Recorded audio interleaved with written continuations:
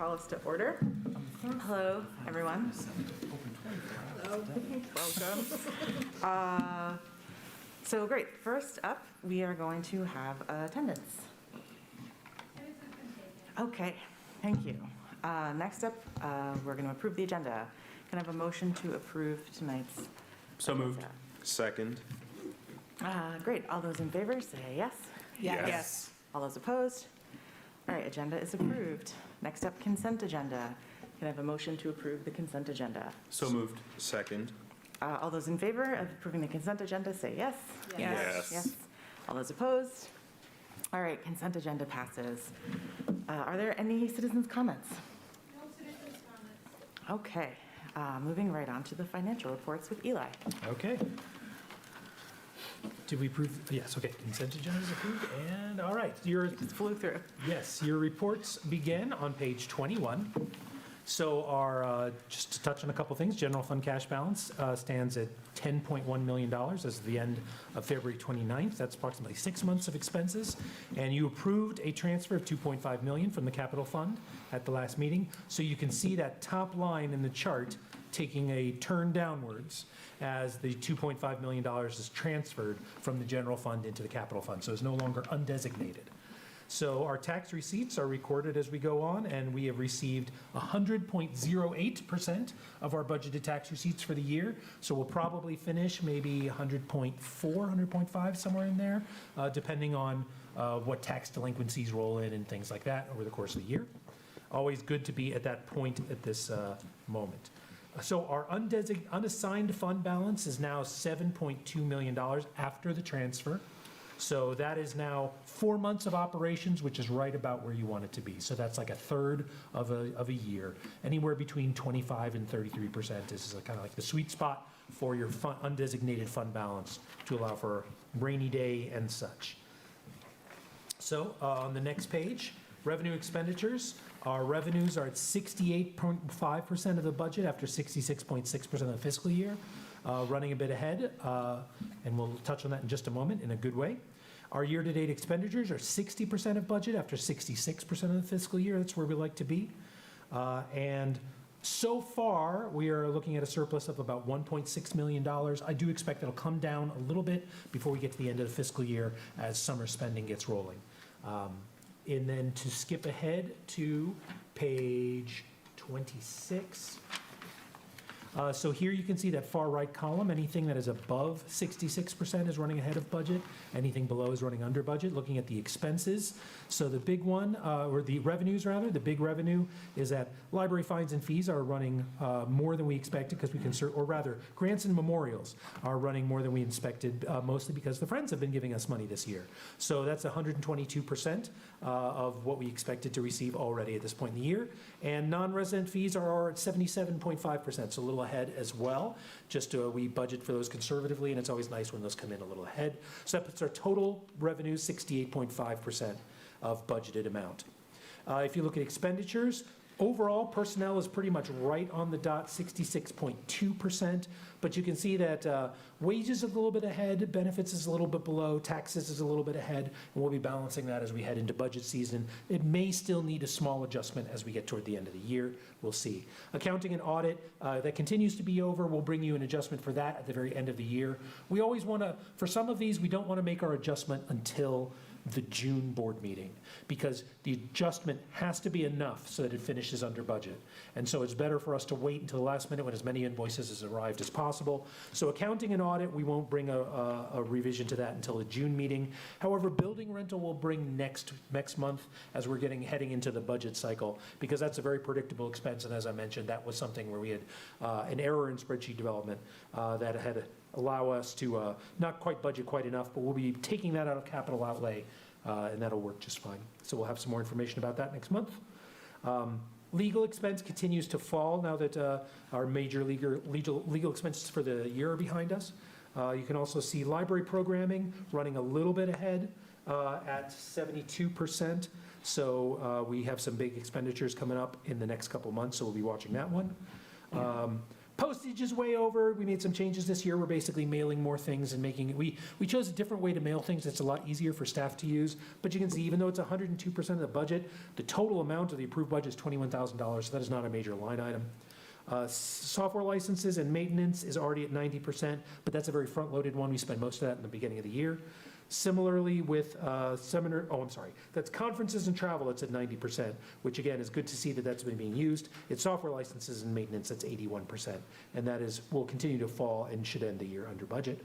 But overall, we're at 60% expenditures, and you can see there at the bottom the transfers out showing the transfer into the capital fund. And that is it for the financial report. Any questions? Do you have any idea yet where the Friends may end up this year?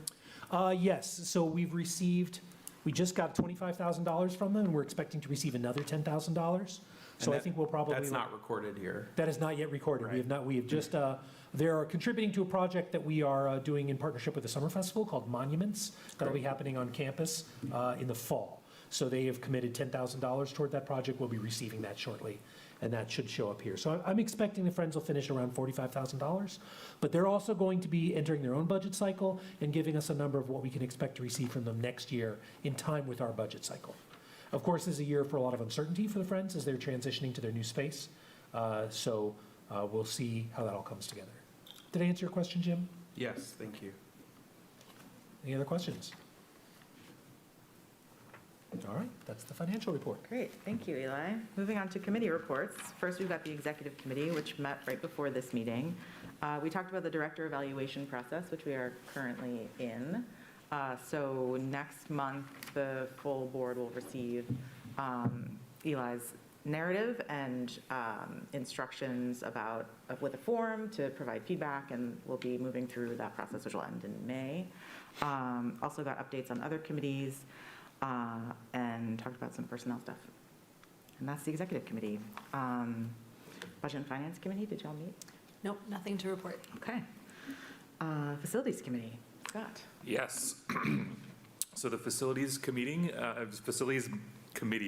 had our first meeting on March 8th.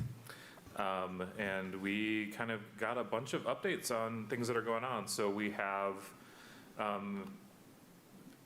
one issue that we'll be seeing come to reality is the building behind this one is going to be constructed soon, begin construction soon. And as the developer's making plans for that, they're in touch with us. And so one of the challenges is they want to make sure if anything falls off of the site as they're working on it and onto our parking lot, it doesn't damage anything.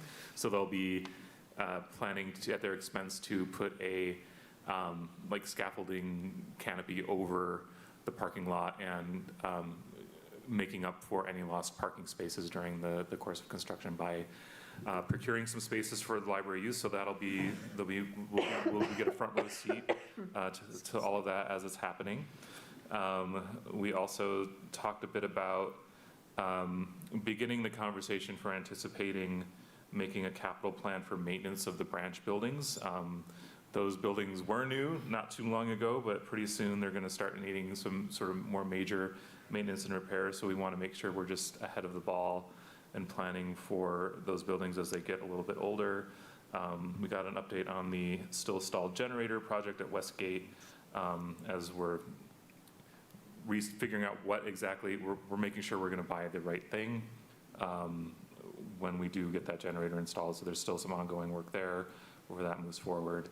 And we just got the update that the lease at Westgate is ending at the end of June, but we have 2.5-year extensions. We will plan to kind of continue with the lease, so that's just going on as predicted, but is a milestone over the course of the lease on that site.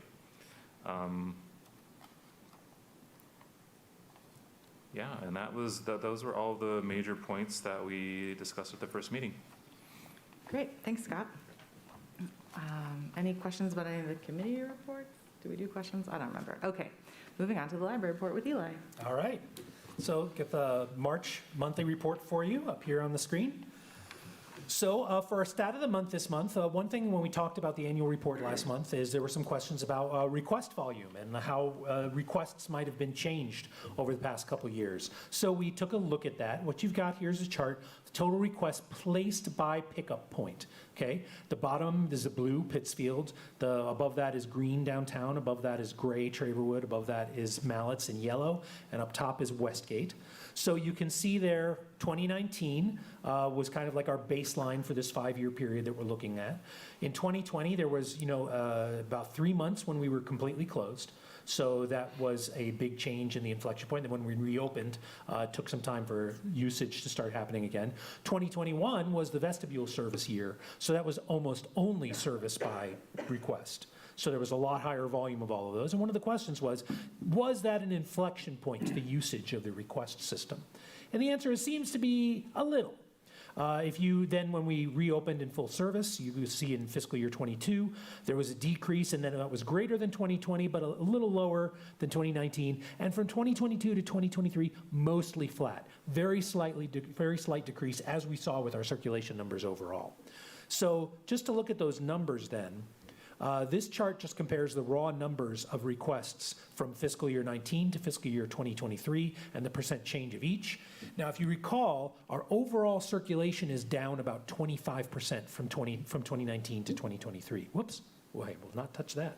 So the good news is that many of the locations have had stronger usage of the request system than that. So we do see some inflection point here. Westgate is only down 14% from 2019 when overall circulation is down 25%. Mallett's Creek only down 8%. We also saw that when we were looking at door count that Mallett's Creek has recovered the strongest out of all of our locations. I believe that they're within 13% of the 2019 checkouts. So they're only down 8% compared to the 2019 request volume. Traverwood and Pittsfield about right on par with our overall circulation change. Downtown a little less, but you can also see in terms of raw numbers, downtown is where the least pickups happen. Now downtown is where there's the most browsing, but it's also just in terms of a lot of people use their neighborhood branch as the most convenient location to pick up their requests. So that's not very surprising. I also pulled the numbers of unique people using the request system and unique people checking anything out over those 2 years so we could see the change. And you can see that between fiscal year 2019 and fiscal year 2023, we have about 17% unique library, 17% less unique borrowers using the system, which isn't terribly surprising. There's also changes in terms of the way people use their cards in the household. So it doesn't necessarily reflect number of people being served. However, their number of unique requesters decreased by less. So again, you can see overall there's more requesting happening. And again, all of this is just the physical materials. And a lot of our growth is primarily in the purely digital things that don't have, even though they have requests, it doesn't traffic in the same way and it doesn't take the same sort of impact on the system. So overall, there was some inflection point, but we still have not recovered overall in terms of usage of the whole system to where we were in 2019, but again, continuing to move in the right direction. Any question about those stats? I have one. Please. I think maybe I'm just really competitive, and Mallett's is my home branch, and so I feel really proud of how well it's doing. But I'm wondering, how we think about these relative numbers across the branches. Are we mapping them to about the populations that they serve? What does it mean to us? Mallett's is just a really busy place. Mallett's is always busy. Not like Westgate because it's smaller. And you can see Westgate does a lot more volume because it's not a destination of its own. Right? So people choose Westgate as their pickup points. They can also get bagels and glasses and physical therapy and their prescriptions and whatever else. So, anyone who's worked at all of our locations will tell you that Mallett's is just busier. Even on days when the door count is about the same, it's busier. The patrons who are there are needing more help or wanting more help. There's more checkouts happening. It's just a busier place. So I think it is partially that is, closer to the neighborhoods that are more using the library out of need as opposed to convenience. So that's certainly in the mix there. Although we have seen quite the fall off of computer use at Mallett's. Downtown, we took some computers away over the past couple of years. Over the past couple of months, we put some back this week because we were starting to get into a wait list again at the downtown library for public computing. So that's come back. But really, I think Mallett's is just busy. It's always hopping, even on the days when the door count is pretty similar to Traverwood or Pittsfield. Does that answer your question? Yeah, I think, and just, I was wondering, just like how we think about, I guess, maybe the unique character of the different branches to the extent that these stats are telling us anything. I mean, Mallets is certainly the closest to the highest number of rental units. We also have the Eisenhower Center right there, and we have some traffic from the Eisenhower Center, to be sure. There's also a lot of educational institutions right around by, and sometimes that we have kids coming in after school, waiting Yeah. for pickup or things like that. Not so much of an issue at the other locations. Yeah. It's also very well served by busy bus lines. Traverwood and Pittsfield are on bus lines, but those are empty bus lines, as opposed to the ones that run up and down Eisenhower are much busier buses. Cool. Thanks. Okay? All right, so here's an event report. Last week, we had Barb McQuaid, or 2 weeks ago, Barb McQuaid in the downtown library in conversation with John U. Bacon. Terrific event, great conversation. The two of them go way back. One of my favorite tidbits was, Barb was a sports writer for The Daily when she was an undergrad, and the name of her column was Barb's Barbs. Isn't that terrific? It's like great. That was so it was a great talk, wonderful audience, spilling out at the seams. We had 416 people. We had this room for overflow. We can set up just short of 300 chairs. So there were, then another 100 people in the building who either were standing or watching overflow. Plus, it's been very popular on YouTube as well. I was here because we had a little bit of, she is a figure who, because she's talking about disinformation, attracts some weird behavior online. So we were ready in case anyone showed up to try to disrupt the event, but it went very well, and everyone was very appreciative. Great signing, and just a wonderful event at the downtown library. I wish we had a better space to accommodate it. Upcoming events, we've got our festival season is coming up fast. So GameCon is Saturday, April 13th. This last year we had Game Designer Expo, and previously we had an RPG Fest, and this is kind of the two of those kind of mushed together. So we'll have RPGs and lots of local game creators, video games as well. Record Store Day is Saturday, April 20th, and then Sunday, April 21st is Gardening and Farm Fest. That's the CSA Fair plus the DIY and Gardening Fest put together into one event. So we're looking forward to both of those. That'll be a very busy and exciting weekend at the library, and that's coming up in April. Then also in April, we have our Washtenaw Reads keynote event, and for that we have Ashley Rogers, who is director of the Whitney Plantation, and she'll be here on Sunday, April 15th at the downtown library to give the keynote event for Washtenaw Reads, which is reading how the word is passed. All right, upcoming events. Total solar eclipse, April 8th. AADL will not be able to meet the demand for eclipse glasses and won't have any available for the public. We do have eclipse-related programming available to get people ready for the eclipse, and we'll host an eclipse carefully watching party on April 8th with space outside and inside on the auditorium screen, with hopefully a live view from a telescope right outside of the eclipse happening for people who want to watch indoors. And all that information is available at aadl.org/eclipse. And why won't we be distributing eclipse glasses? Because last time we tried to, this is what it looked like. We are unable to meet the demand for eclipse glasses. We are not going to try. We've been hearing about it. It's just sort of one of those rare combinations of a once-in-a-lifetime then transformed into a consumer event, and then we're giving out free access to it. And it was almost out of control last time, and we do not want to repeat that. So we will not have any eclipse glasses available, but we have a craft to make an eclipse viewer, and we will have a live view, and hopefully, personally, I'm hoping for rain. So, all right, new AADL releases. Seed Sampler 2024 opens today. So all patrons can request up to 2 bundles. We've bundled the seeds together in groups today this year to make it a little bit easier and more efficient. So we've got the flower bundle and the leafy greens bundle, the nightshade bundle, the root vegetable bundle, squashes and beans bundle, and you can also choose the 1 seed, 1 state, which is kind of like an Ann Arbor Reads for seeds. And that's the Mammoth Long Island Dill is the 1 seed, 1 state this year. So you can choose 2 bundles, and you can choose whether or not to receive the 1 seed, 1 state selection, and that starts today. And Marissa, who works on this program, is here with us today. And this is a culmination of a lot of work for them getting ready for this, and always a very popular program. All right, AADL is observing Arab American Heritage Month this month, or in April, so it's coming up in April. We'll have a number of in-person events as well as archived events, videos, and more, so watch out for that starting April 1st. AADL in the community, you all know about the release of our film, There Went the Neighborhood, the closing of Jones School. On March 6th, in partnership with Community High School, in the main auditorium of the Michigan Theater, we had a screening of the film for all of the entire student body of CHS. came to see that, and followed after the screening Q&A with the film's director, Donald Harrison, 3 of the alumni of Jones School who were all featured in the film, as well as Heidi Morse, our AADL, one of the librarians who worked on the project. It's a very successful event. The schools released a nice video about all the kids going to see it, and then all the discussions they had when they got back to school afterwards. We were offered space recently in the Pittsfield Township Community Development Office to promote the library. So our marketing team, Maddie from our marketing team, went out there and put together this nice display, and that will be up there through March. So thanks to the Pittsfield Township for making space for us in their building.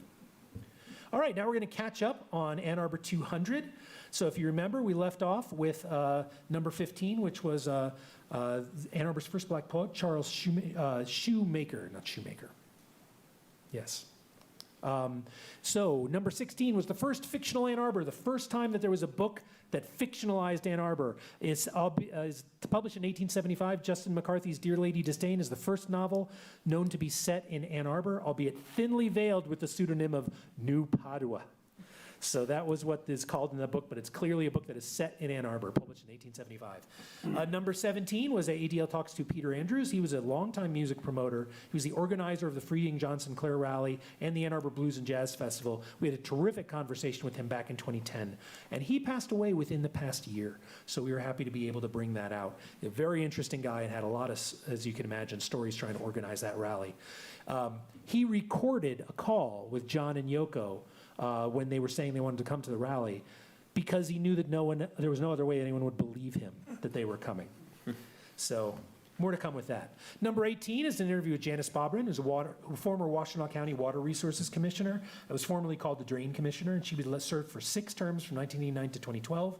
Also a member of the Michigan League of Conservation Voters, the Huron River Watershed Council, Dawn Farm, and a former manager of the water quality programs for the Southeast Michigan, we lost something there, Southeast Michigan Council of Governments. So that was number 18. We talked to Janice Bobrin. Number 19, the hunt for Ann Arbor's first killer. The first documented murder in Ann Arbor history. Was it really the first murder? Maybe, probably. Lots of sordid details, including the murder victim himself dramatically yelling murder. And you can read all about it if you're curious. Number 20 is a documentary that was produced about the Ann Arbor Ozone Homecoming Parade. In 1972, U of M canceled its homecoming parade due to lack of interest and attendance. Into the vacuum stepped counterculture artists, musicians, filmmakers, and performers to create the Ozone Parade, a free-for-all showcasing the wild creativity of Ann Arbor in the 70s. There's 2 films. You can watch a 24-minute original, and we've also posted the 75-minute director's cut, which has got just tons of wonderful interviews, lots of excellent period video from the events. Most of it film, of course. And so that's number 20, the Ann Arbor Ozone Homecoming Parade. Number 21 is we have posted every issue of the Huron Valley Advisor. It was a penny saver, also called an advertising shopper, or just a shopper. It was published in Washtenaw County in the 1960s and 70s. I think it ran from 66 to 71. It consisted primarily of advertisements for local businesses. I was saying earlier, mostly tires. Is like 90% tire ads. And each issue also featured a variety of community updates, articles on local history, profiles of residents, and humorous pieces. It's a real trip to read. So we've published every issue, sorted by week, for the entire run of the Huron Valley Advisor. Encourage you to check it out. It's like a time capsule of the 60s. So that brings us up to number 21. There's a couple that have been released, including the Dance for Mother Earth Powwow, which is held on the living lands of the Anishinaabeg, which the Ojibwe, Odawa, and Potawatomi here in Ann Arbor, is celebrating its 50th anniversary this year. The exhibit features reprinted programs and posters from collections at the Bentley, photographs, news articles, and new artwork by Anishinaabe artist Jamie John. So this exhibit is up now on the 2nd floor, celebrating the history of the Dance for Mother Earth Powwow, and is also online. And you can view those. Well, there it is. At the bottom of that page, Ann Arbor 200, you can see all of these, catch up with new. There's a couple new ones that have just released, including one about an early famous concert band from Ann Arbor. Many more to come as we work our way through the year at annarbor200.org. All right, for our staff spotlight this month, we have Ellie Bogdan, who's a librarian. She's been here for 8 years. What do you wish people we worked with knew about you? I've been working at AADL as a librarian since 2016, and while I wear many different hats, my absolute favorite thing is story time. I love bringing story times to our littlest patrons, both through my own storytelling and by organizing outside storytellers to come to the library. A distinctly memorable moment in my career at AADL is saving our beloved eel Snowflake when he escaped the downtown fish tank. That was an exciting day at the library, to be sure. And Ellie picked up the eel with her hands Yeah. and returned the eel back to the tank. That is a hero. That was an adventure. Certainly, other duties as assigned that day. Outside of work, you can find me going on walks and deep diving through reality TV shows. My current obsession, The Real Housewives of New York. And among other things, Ellie has been one of the co-producers of the Summer Game for the past several years. So congratulations and thank you to Ellie for all of her work for the library. Mention of the month from Lemon Flowers on Instagram, Library Time with My Little Boy. And that is a lovely photo at Mallett's Creek. Compliment of the month, a patron and young son came up to the desk to express their appreciation for the Ramadan display, saying that it made them feel welcome in the community, wanted to share the good vibes. And that was a display put together by the branch staff at Westgate. So they assembled a Ramadan display, and we're so glad that it reached the right audience and that they were felt included in the library as a result. Here's a complaint of the month. I got 2 emails from this guy. This was just a few days ago. The rather large male at the far end continues to talk loudly, and the employee who just tried to intervene was 100% ineffective. At no point was I able to determine at which location or where in the library this was happening, despite multiple responses. Oftentimes, we will receive real-time complaints like this, and we always try to deal with them in real time. If they come in via text, it goes to the channel where everyone can see it, and that puts people, we can usually try to deal with it. Sometimes they're email, and I was trying to figure out where this guy was so I could let the staff know, but I was unable to determine. He never told me what library branch he was at. So, however, sometimes people can be disturbed by their use of the library. We are considering making earplugs available for when this sort of situation comes along. It is something that serves a couple different uses, not just for when people are complaining about other patrons, but also sometimes we have loud events at the library, and sometimes we also hear from people who are overwhelmed by the general noise level in the library. So it's just something, some foam earplugs available as something to help people who are feeling a little uncomfortable in the space. All right, that's the report for this month. Any questions? All right, thank you all very much. Thanks, Eli. All right, moving on to Parkland Plaza Facility Upgrade Update with Len. Good evening. So last month, you guys adjusted the budget, and that allowed us to award the change orders to everyone, so that kind of kicked us back into gear. The last few weeks, we've solved all the paper vault problems. We've been putting the zero-perm barriers in there. We've started on the cooler. The painting's going pretty well. The offices, the fixed offices are almost complete, ready for paint. I'm going to say we're pretty much on schedule.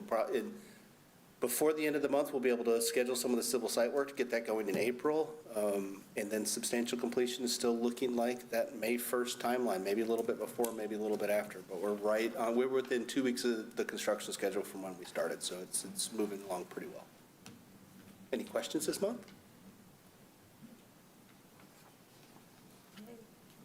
All righty, thank you so much. Thanks, Len. Thank you. Wow, that was a fast one. All right, next up, we have discussion of land acknowledgement with Eli. Okay, so we wanted to bring these back this month, and this is not to be voted on this month because we only had a few trustees last month. We want to make sure that everyone had a chance to give some feedback on this before we bring it back for approval. So we had 2 changes to the land acknowledgement, just to bring everyone up to speed. This was developed by a group of staff in consultation with a Lindsay Willow-Smith, who is a consultant who specializes in land acknowledgement and is a member of several indigenous communities. So the changes that we made after last month's discussion is we changed, we had these harms can never be undone, and we had response that that was maybe never is a strong word, so we changed it to cannot, which is a little bit less temporal. The other question was, we said the library pledges to collect, and given the kind of history of institutions and indigenous art, we decided to rephrase that a little bit. So I've changed it to the library pledges to provide public access to Anishinaabe art, literature, and performance instead of to collect. Those are the only changes from the last version. So we wanted to make sure that everyone had a chance to get a look at this, provide any feedback, if there's any edits that they'd like to see, or any questions that they had before we bring it for approval. And just to be clear, only the middle section, the land acknowledgement, will go on the page with the vision and mission and values. The introduction will go alongside it when we have it made into a plaque for the vestibules of the buildings, and the challenge will be like alongside it as well. So only the middle piece is actually a policy statement.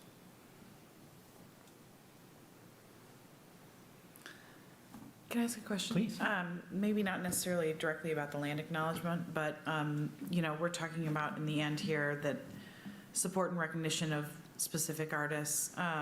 Do we have like a goal that we're aiming through Yes. the year? Like, is there a percentage? Like, what's the promise behind that? What we are intending to establish, and it will take some time to fill it, is to create an Anishinaabe Librarian Fellowship that is intended as a continually refreshing opportunity for members of that community who wish to do this type of work inside of libraries. Okay. So that's something we're just starting to talk about, that, how we would do it, hopefully in partnership with the university, and for someone who is a student but not necessarily. Yeah. It's intended to be a fellowship that's kind of parallel to that infrastructure, but then, and that would be a full-time position, a one-year appointment, and during that time, that person would work with other staff on bringing in artists and teachers and programming and all that kind of thing. Okay, wonderful. Yeah, I just wondered if we had a certain thing. And then when you're creating that, are you working with Indigenous folks on like that vision of what that looks like? Yes. Okay, yeah, cool. absolutely. Thank you. That's all I have. Thank you. Beyond the plaque, are we able to feature the introduction and challenge somewhere on our website as well? Yes, yeah, there will be a page, it'll be linked to, this statement is part of this document, and so they will Wonderful. appear on the website. It's just only that middle section goes on the same page with the vision and the mission. and the Sure, values. absolutely. Thank you so much. Also, the land acknowledgement will be read at the beginning of events that are related to Indigenous culture in some way.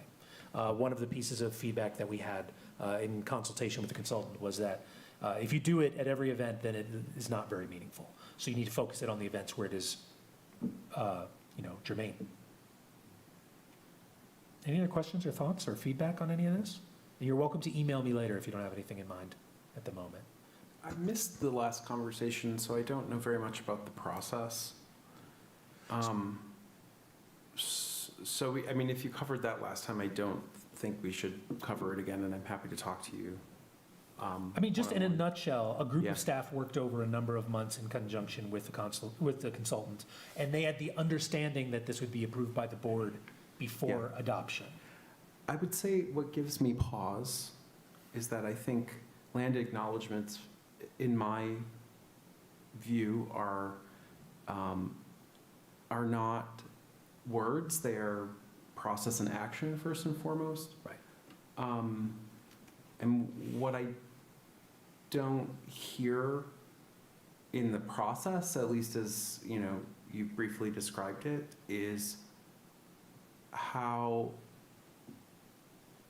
the very real and local leaders in this community were consulted, or or what kind of feedback they have given you, which tends to be the biggest and most important aspect of these kinds of acknowledgements,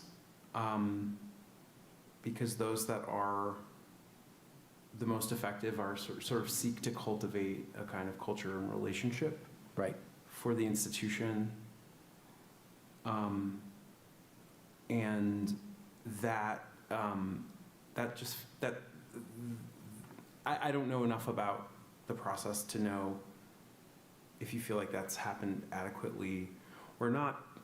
And, a consultant cannot represent like course. the whole community. Well, and partially this was seen as this statement as the beginning, Yeah. as opposed to the end of the process, and that it was, the next step is having a commitment from the board to, to provide public access to and support and recognize artists from the community. The next step is to continue building upon the outreach and the relationships that we've already been building. And like I said, with the position that we plan to create, and also working with directly some of the members of the community who we've worked with on other projects, and seek more feedback and specific actions to come within the framework approved by the board. I think it's too early, to be honest, for Okay. this. And others may not share my opinion. the invitation to collaboration is first, the community develops, and then you kind of understand if the community wants to journey with you on making a policy. It can certainly work in both directions. And it's not, I also think it's very institutional and also very like colonial to think about this is the thing that happens first and then we go here and we go here and we go here. It's much circular in my experience, and it feels like there need to be sort of concurrently developing practices, relationships. This could be developed alongside that. It just gives me a little bit of pause to be like, okay, we do this, and this is really this then becomes the springboard or the platform for like then developing the relationships. And, frankly, people do it all kinds of ways, so. Well, I think partially is that we already have these relationships, and that in some ways, this is something that staff are looking to have approved by the board so that they have a statement that they can say at the events where we don't currently have a statement that we say. So in some ways, it's like we're already doing these things, and we would like to have, some language that has the weight of the trustees behind it, with which to kind of take that place where the statements are often deployed.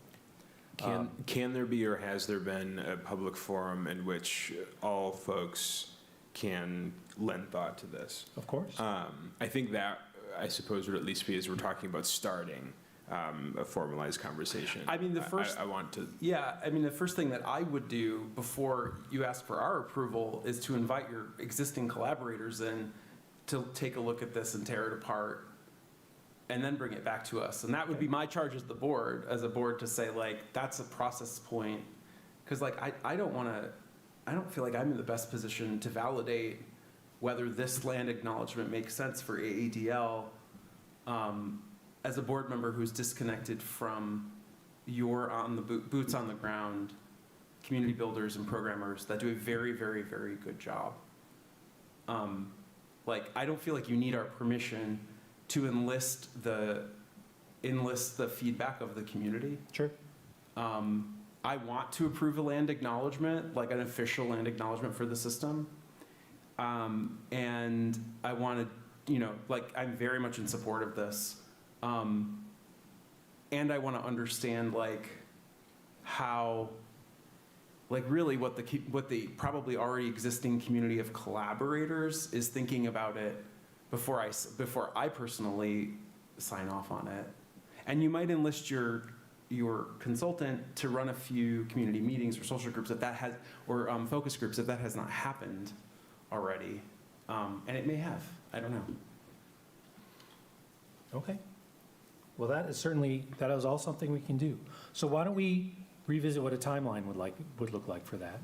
Yeah, and I know you're far along on this. You have a consultant. I'm throwing a wrench into things.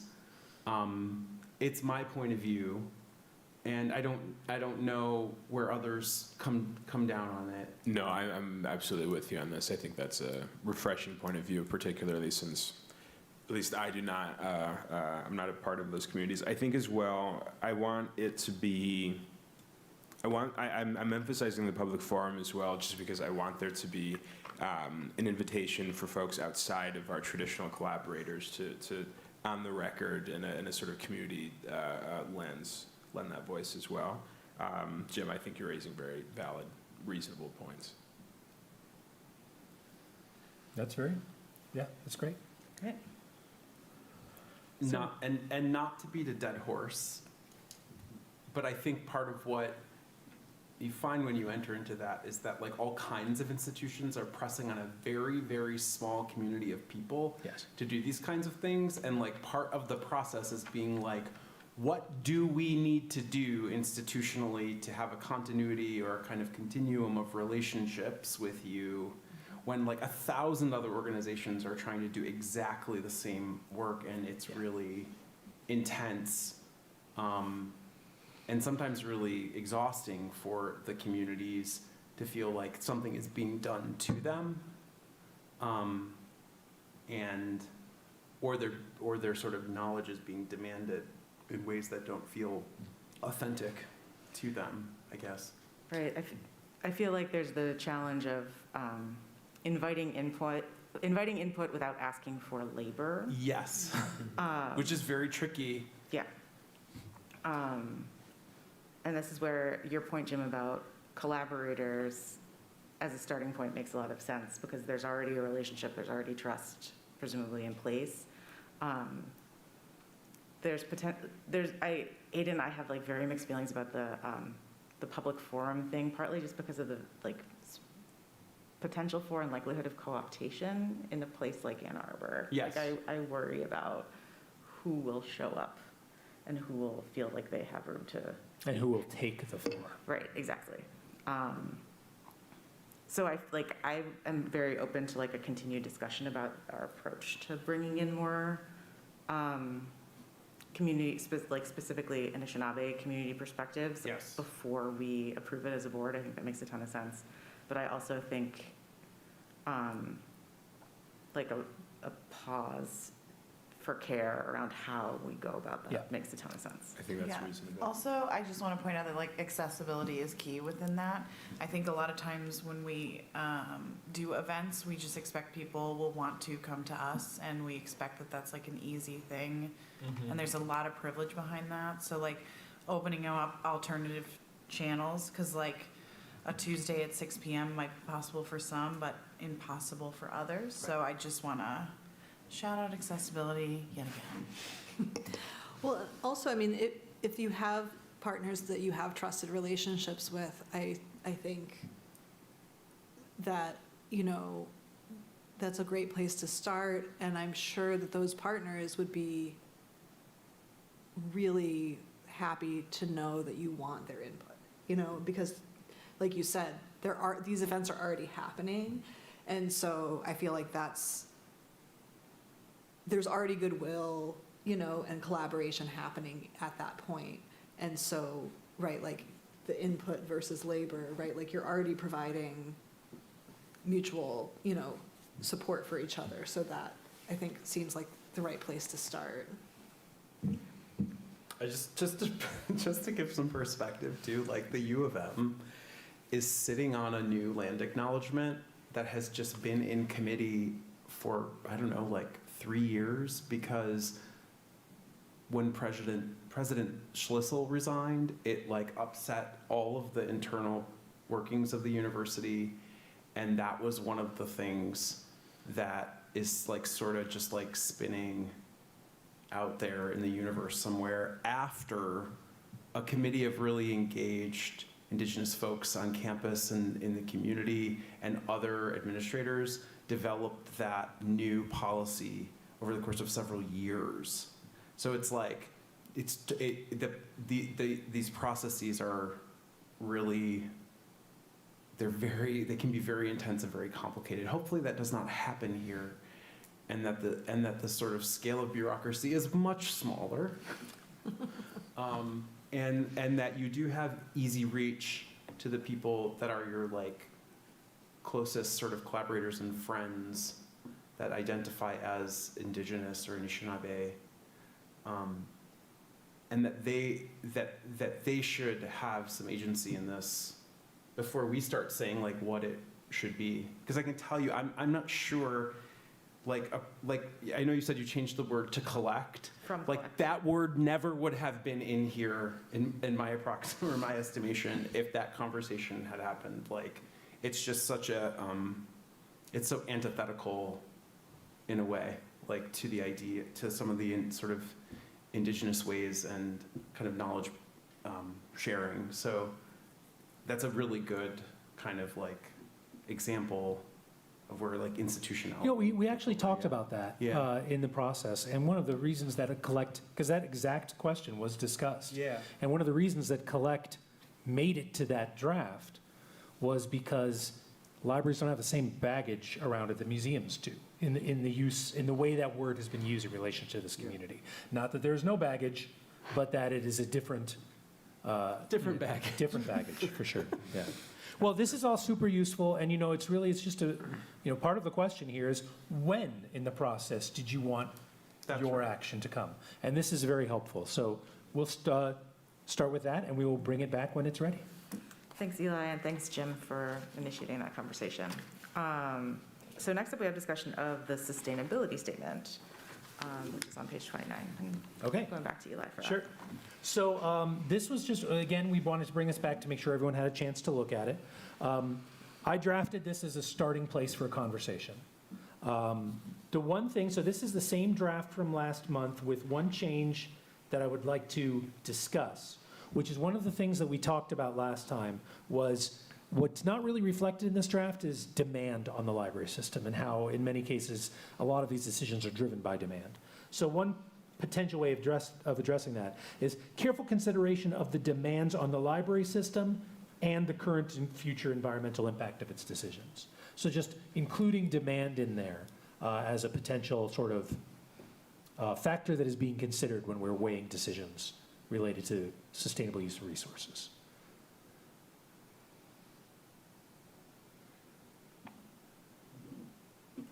Did anyone have any feedback from last month that I did not capture here? Can you say that one more time? I think it's not in our packet. With Let me just, because this is not in this draft. Yeah.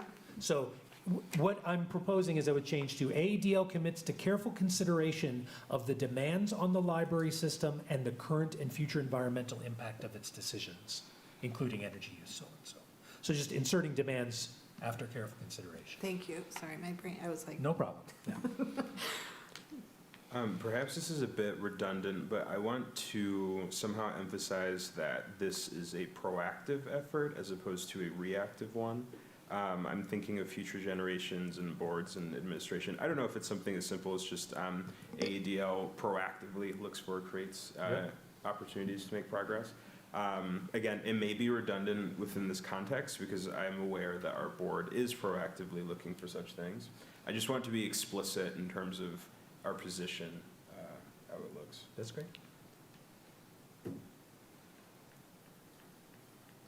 I do wonder if there's like a way to,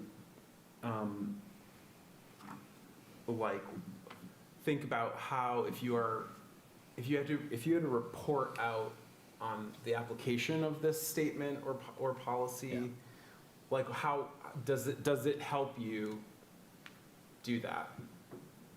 And if I'm like the real stickler in the community, I'm going, well, what does careful consideration mean? Yes, Which is like utterly ambiguous. right. Yeah, I mean, part of the, Yeah. That was flagged last month. Yeah, of course. Great minds. I don't know, whatever.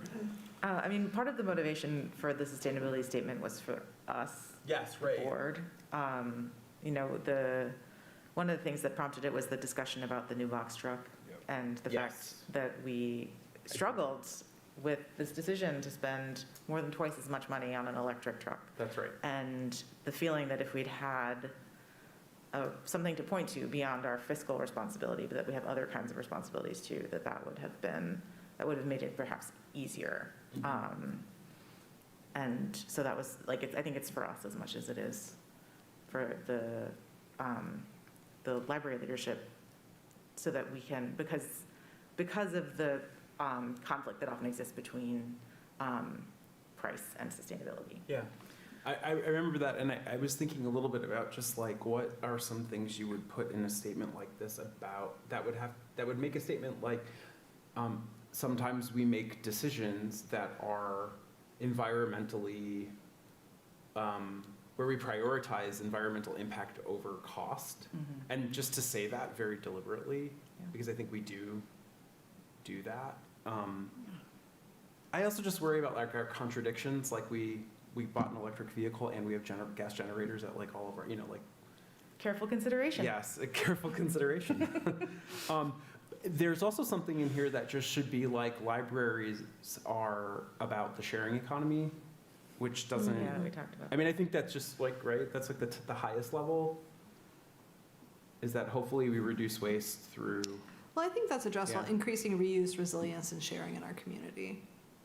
I think it should be like. I didn't want to use it as a crutch, it's like, yeah, well, we we share shit, share shit, as I've often said. But at the same time, it's like, that doesn't let us off the hook. Just because everyone's checking out books doesn't mean that it's we can then say, oh, well, it's just, it's plastic spoons for everyone, or the equivalent. Yeah. I also just think back to what we were just talking about, just being very explicit about things. Like, we don't need to use, like, we can just say things bluntly in this. That this, because of this commitment, that means that sometimes we're going to spend more money in order to be more environmentally friendly, in order to support these values. And that's part of what we're, the balance. I guess I don't see why we need to dance around that with language. I think that we can just be straight up about it. And then that also gives people in the future the permission to feel empowered to do those things, because they can point to it and say, well, we explicitly state here, this is the balance we're walking. I like the generalness of what is in front of us now, but I want, in addition, perhaps those acknowledgements as well, because I think that there's going to be time where there's, of course, ambiguity in the things that we are discussing. So I actually like what is here. I just more so want the addition, again, of the specifics that we care about now. I do wonder if we should lean into just making this more of a policy than a statement, which I don't know if y'all talked about that last month, but which would require us to, like, for example, we could use a retreat to be like, okay, if we're going to really, like, we make a lot of gestures towards our sort of sustainability objectives, but what would it mean to implement like 10 practices? Yeah. Like reducing single-use plastics at events, and just like making that part of, like I don't know if 10 is the right number or what, but you know what I'm saying, where it would be something where it would guide us, but it would also be like more explicit about the culture that's already operating. Yeah, and we'd have metrics of success too, which would be nice, because then we could evaluate if we're actually being effective within that statement or policy. I mean, that's a different project than a statement, but it does, that would, for me, would start with sort of how do you all staff think about sustainability when it comes to some of the more specific aspects of your work? I think this is a both thing. I would like to do a statement and a policy, following the statement that we could use as a foundation to inspire the associated policy. And are we ready for something that looks more like a policy? That's really, I think, something for executive committee to talk about with Eli a little bit more. Yeah, because Is it the thing to devote the energy to right now? Well, and it's also that balance of codifying something that's so rapidly changing. Yeah. You know what I mean? So you need to keep it sort of broad. If we were going in the policy direction, right, like it's like single-use plastic, it's like in 5 years, like everything might be made of bamboo, and like we just like, it's like irrelevant, or, you know what I mean? Like, anyway, my point being like, right, like, so it's like, the question of, I think a policy could have something where it's like the fiscal responsibility balance, always balancing fiscal responsibility with environmental responsibility, having areas, like facilities, which they've been very, very thoughtful of, how we make those choices with facilities. Does it impact collections? Does it impact, kind of broader categories? Because I would be afraid of a policy getting in the weeds. yeah, I feel like policies don't always handle ambiguity well. And this is such an ambiguous space. I mean, we have gas generators, because I will never forget the presentation from Len about how, in order to have batteries for Pittsfield, it would have taken up literally the entire parking lot of just batteries. And it's like, it was not technically feasible at the time that we needed to make that decision, but it might be in 10 years. Well, and also those gas generators during the blackouts serve the community in an environmentally friendly way. Like, that was incredibly impactful, right? So that was a good example of something that, Right. It's you climate know what I resilient. mean? It's like, is that Right. Well, it's a good sustainable? Is it's a it good not? example of a place, Sustainable, yeah. Where resilient library service and sustainable operation are in conflict. Yeah. Well, but not, but again, it also an example of like where feasibility costs, like there's, like, when possible, try to make decisions that are, environmentally friendly, whether they are cost conscious or not. And that is a situation where it's just like, and to use available technologies and to try to make some, estimation as to whether or not they are actually feasible. Right, but I mean, even that one, I feel like with Yeah. the cost consciousness, it's like, if we said that, we would have invested in solar panels already, and we haven't, because as I understand it, I think, right, part of it is that the price for the Yeah. technology-based, like, the trade-off is not right Mhm. yet. Even though one could argue that we should already have solar panels, because it's the green thing to do. That's like, you can give me examples and I'm just gonna be like, it just gets so messy. Yeah. And I think it's gonna stay messy for a while, and I'm open to considering a policy, I'm not like gonna shut it down, but those are my concerns about going into policy territory. Right, would it be like guidelines? More Yeah, specific maybe. guidelines? Or a plan that doesn't go all the way to policy exactly. Something that looks more like a manifestation of like a strategic plan or a 5-year plan, which would try to build in some like achievable goals. Yeah. Okay. I would like to note, statements and policies can be amended or iterated upon. We've heard an example of a public institution taking 3 years to enact a statement. I think too, the board only meets so many times and has so many agenda options to enact decisions as well. And so while I greatly appreciate all of the care to want to get this in the previous discussion item right, we've heard examples where a decision needed to be made and there wasn't language to sort of support or guide that process. And we've heard about events where staff or organizers really wanted language that they could use in an appropriate setting, and there was nothing. So my comment would just be that we have to balance the pros and cons of taking longer and still having nothing versus having something that could then be iterated upon or improved.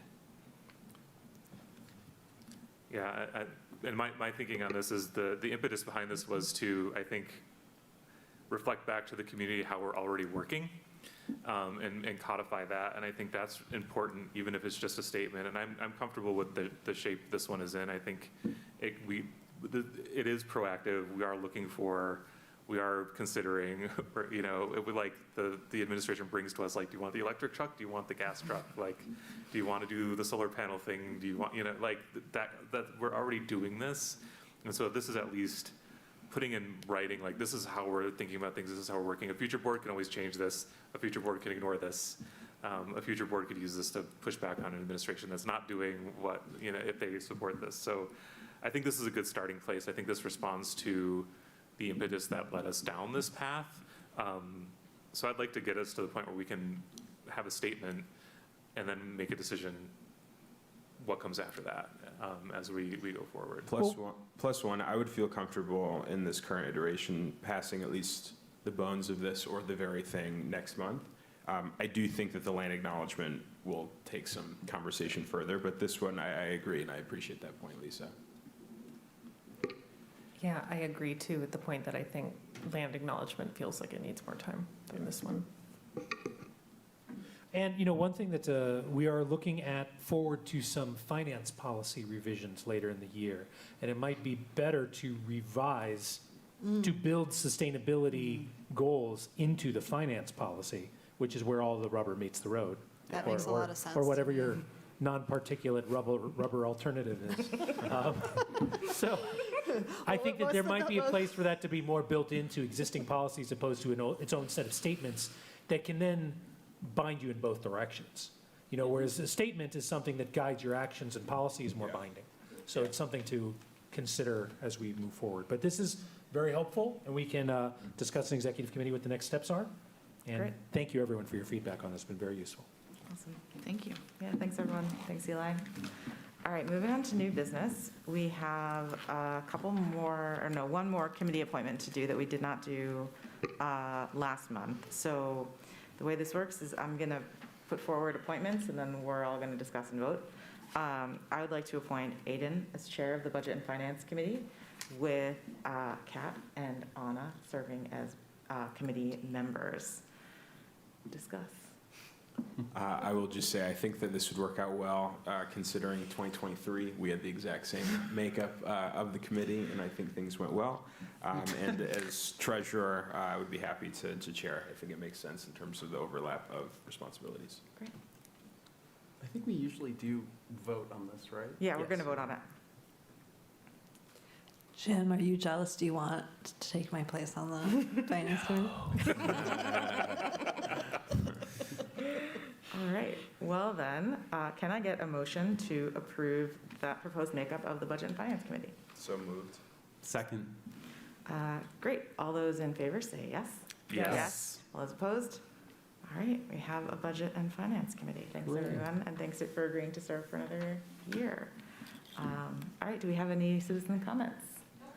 Okay, if there is nothing else, I will adjourn this. Oh, I just want to say, I know I have a lot of opinions about land acknowledgements tonight, and I really appreciate everybody's work towards doing this. It's really important, and I don't want to undermine that, and also I don't want to undermine anybody's morale around it, because it is, it's such good and important work to be doing. So thank you, and look forward to learning more. great, thanks, Jim. Any other board member comments? All right, the meeting is adjourned. Thanks, everyone.